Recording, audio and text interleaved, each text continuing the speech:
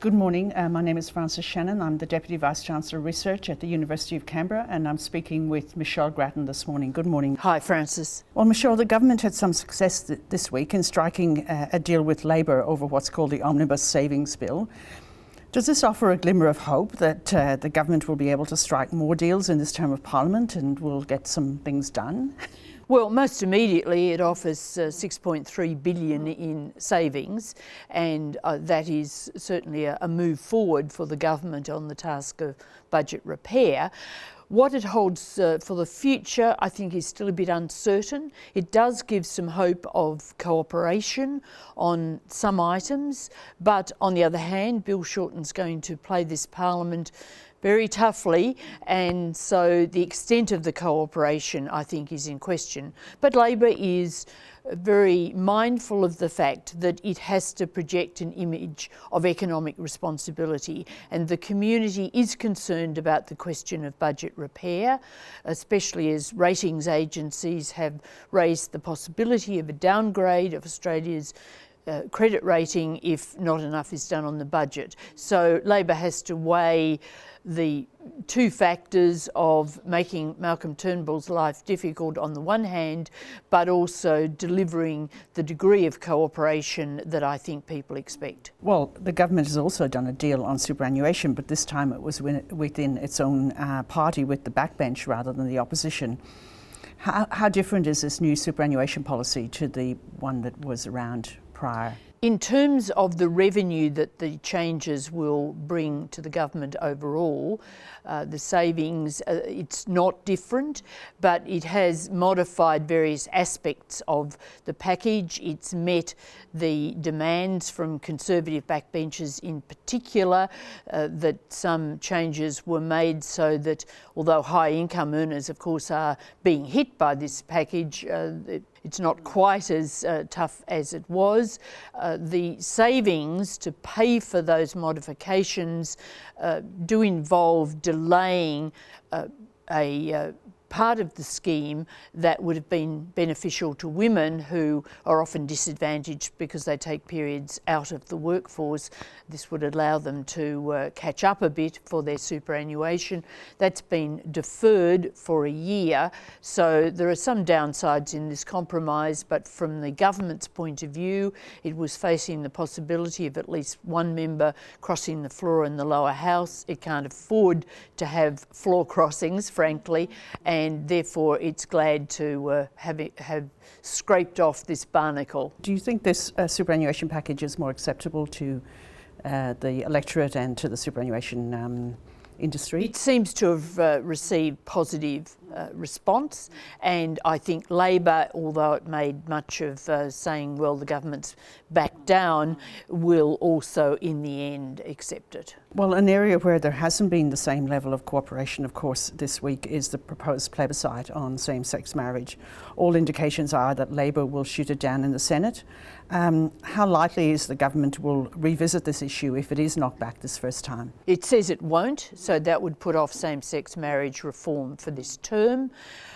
Of course, we never know. The government talks tough and then compromises, as we've seen with the superannuation, a very different issue. But I think because feeling is strong in the Conservative ranks of the Liberal Party and the Nationals for that matter, that Malcolm Turnbull would not be able to say, oh well, no plebiscite, so we'll have a free vote in Parliament. The internal constraints are just too great for him to do that, I think, and therefore I believe that the reform would be put off. As for losing the plebiscite or losing the opportunity to hold the plebiscite, I don't think this really would break Malcolm Turnbull's heart, because it would mean he would not have the distraction of a campaign in the next few months. And when he's trying to consolidate and improve the government's position, that would be, from his point of view, no bad thing. From the point of view of reform, of course, it would be a bad thing. So we might not see it for a while. There have been a number of interesting maiden speeches taking place in Parliament this week. including Pauline Hanson's second maiden speech in her political career. Her first one was 20 years ago. Has she evolved much since that first time 20 years ago? Well, in many ways, of course, it was very much a reprise of the first speech. She said then, back those years ago, we were in danger of being swamped by Asians. Now she's saying we're swamped by Muslims. She's got a new target, an old refrain. I think that it was clearly a very provocative speech. And she does present a dilemma for the government. On the one hand, she's got a total of 4 senators, including herself. So for any legislation that's opposed by Labor and the Greens, the Hansonites' support is needed, or at least some of them, to get it through. The government, on the other hand, has to distance itself from her, but how strongly and vocally and aggressively it does that is a question that we've yet to see the answer to. It was probably the same dilemma 20 years ago when she was first in Parliament. Well, 20 years ago, of course, it did split Liberals because many Liberals thought John Howard was far too kid gloves towards her. A broad parliamentary inquiry has been announced into political donations and other electoral issues that have arisen out of this year's federal election.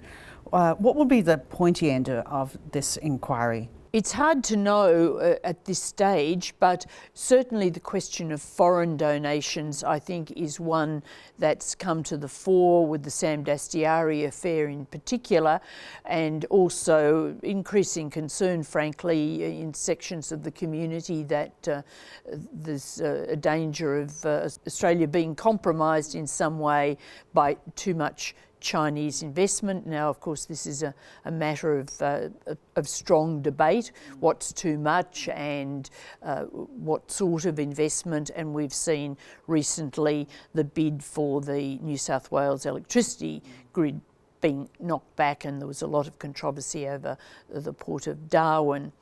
But I think that in terms of whether we should ban foreign donations, it was interesting that the outgoing American ambassador, John Berry, had a few words to say the other day. He suggested really that it was somewhat strange that Australia did allow these foreign donations, which the Americans don't allow. So it'll be interesting to see what the committee says on that when it reports next year.